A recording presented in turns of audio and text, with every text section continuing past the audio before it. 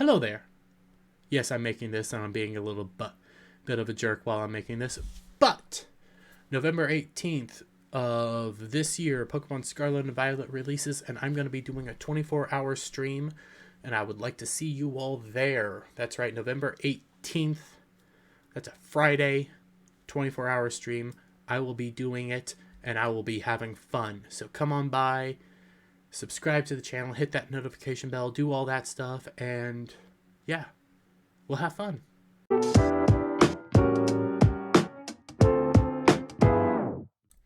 So Japan's just rocking it right now. The manga scene is decimating the American comic book markets. JRPGs are just crushing it.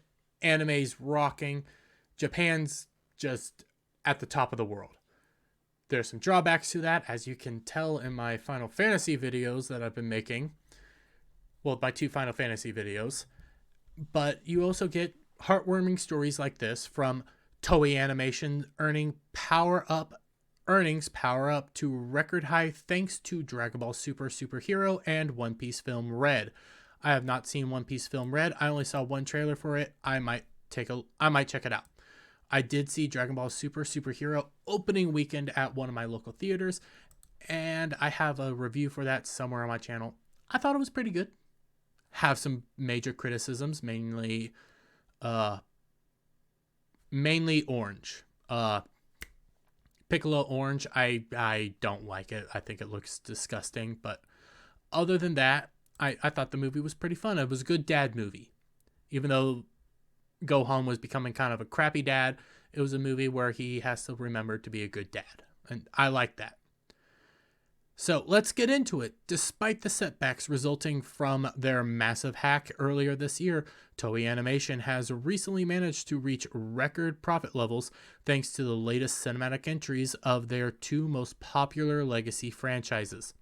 On October 27th, Animation Business Journal, translated via Izart, I could not say that even when I was reading it silently, announced that Toei Animation's second fiscal quarter of 2022, April 1st through September 30th, had seen the company's net sales soar to 42,450 million yen, $290 million, while the company's net income rose to 11,521 million yen, roughly $78.79 million. So that's not massive for most American standards, but for what we have here for the anime industry, that is relatively big. Let's be real, this is massive because anime's on the rise. People are going to see anime over what we've been putting out from Hollywood. And it's insane. Compared to the same period last year, these increases represent an overall growth of 42.74% and 41.47% in each respective era. The majority of Toei Animation's record profits reportedly stemmed specifically from the worldwide success of Dragon Ball and One Piece's most recent silver screen appearances. Yeah. When you start adding these movies into massive box office, they're going to make money. Especially in an era where you're getting crap from Marvel, you're getting crap from, even though I have high hopes for DC, getting crap from DC. Hollywood's just putting out crap after crap after crap. Why don't you go watch something that you know you're going to enjoy? That being Dragon Ball. Even though Dragon Ball Super's I still enjoyed it. Haven't seen One Piece Red. I haven't seen most of One Piece, so I need to get into One Piece, but it's so massive. According to Japanese blogger Ezrat,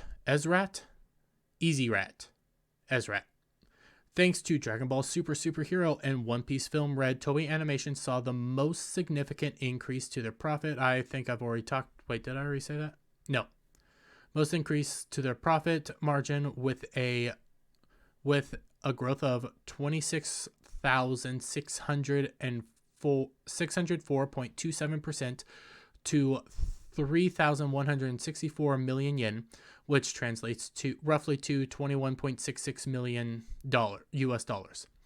compared to 117 million yen, which translates to 800, trying to think my words, $801.12 thousand. So they saw a massive increase. It made the same period the year before. It saw massive increase, massive push, because these two movies were very successful. Ezrat also noted that even though it wasn't as dramatic as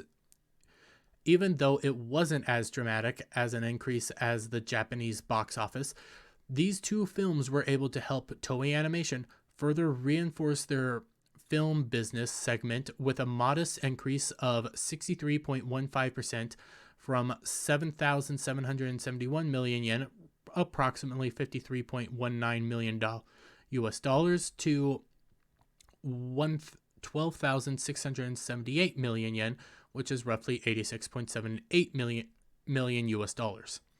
Again, that's a massive increase from where they once were. Well, massive. It's a relative increase. You hike up roughly 30, maybe 40 million yen. No, 40 million US dollars. So that's pretty good actually.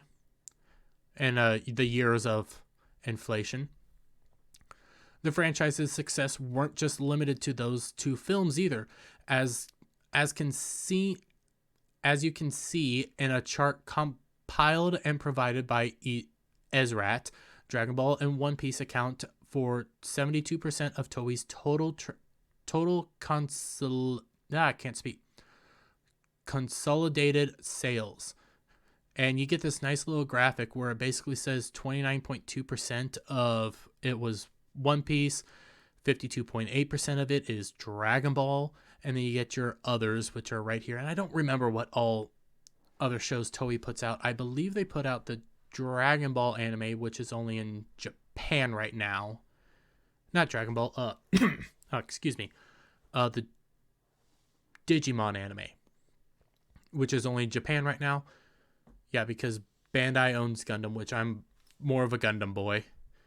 But these are massive hits for Toei Animation as it stands. And I have criticism with Toei, but when it comes from Japan itself, not so many criticisms. Notably, even though its production was delayed thanks to the aforementioned hack, Dragon Ball Superhero recovered from its stumble and has since gone on to become a global success. According to Box Office Mojo, Dragon Ball Superhero has pulled in an overall global total box office revenue of around $86,562 in basically $86,562,140 US dollars since its June release, with a total Japanese box office of roughly around 18,500,000 and an overseas revenue of totaling 48,450,000. Roughly, that's pretty good. It's not an MCU movie. It's not going to reach $1 billion. It's not Top Gun Maverick, but for what it was, for what people went to go see, it was really good. I saw it dubbed because I refuse to acknowledge the sub even exists, not just because I think the sub is crappy, but because Monica Rial and what they did to Vic Mignogna. The film also broke the US box office record for an anime film's opening day performance, pulling in $10,916,360 US dollars to surpass the 23-year-old record held by the classic Pokémon the first movie, which is a fantastic movie. I do not think Dragon Ball Superhero is better than the first Pokemon movie. I do not believe that. But I think because we live in such a time when anime's on the rise, because again, Hollywood's putting out just straight crap, people wanted to go see something that they were going to like.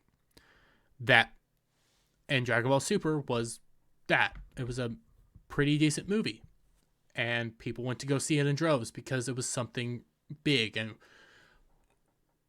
more Japanese movies like this that get on the big screen, the more people are going to see it, and the more popular it's going to get, and then you get a scary aspect of things that could potentially come. And Pokemon, the first movie, landed $10 million, 96,848 US dollars. I don't know if this is adjusted for inflation, but that happened back in 1999. Again, I don't know if it's adjusted for inflation, so I don't know how these two compare, because this amount of money doesn't go as far as it used to. What's even more impressive is that Crunchyroll barely advertised Dragon Ball Super Hero, especially in comparison to the mass marketing campaign given to the Pokemon film. Yet, despite this lack of marketing, Dragon Ball Super Hero grossed $38,112,140 US dollars at the US box office alone. The other and most recent of Toei Animation's notable box office heavy hitters is One Piece film Red, which Box Office Mojo currently reports that One Piece film Red total revenue has surpassed Dragon Ball Super Heroes. God, these names make them shorter. With its worldwide take currently sitting at around 151,771,841 US dollars. Its performance has been particularly impressive in Japan, where Luffy and crew have made off with a 128,214,305 US dollars at the local box office, and an 11 weekend run as the country's number one film. Likewise in the US, let's just acknowledge that this is over in Japan how much money it made. That's a heavy hitter. Even all things considered, that movie, that's a lot of money for what it was made for, what a lot of these anime companies produce these films for. That's a heavy hitter right there. If anime and all these properties become even bigger than, let's say, like more mainstream, let's use that. If they become more mainstream than, say, Batman or the Avengers, if they become that level of mainstream, you're going to start seeing anime movies pulling in $1 billion and things like that. You start getting fear. Look back towards my 2 Final Fantasy 16 videos and some of the things we've been seeing from Japan, where social justice warriors are doing their thing. So we have some fear here, but at the same time, it's nice to see that good movies are making good profit. People still crave good storytelling. And for all things, I haven't seen the One Piece movie, but the superhero movie was pretty dang good. Have some criticisms, but I really enjoyed it.